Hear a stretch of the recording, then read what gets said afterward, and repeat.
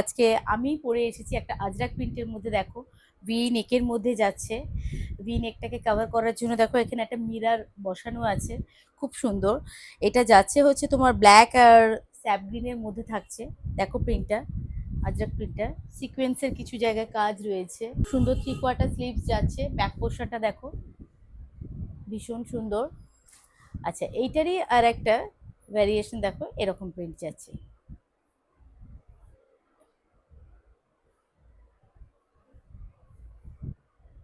এটার দাম যাচ্ছে কিন্তু অনলি 850।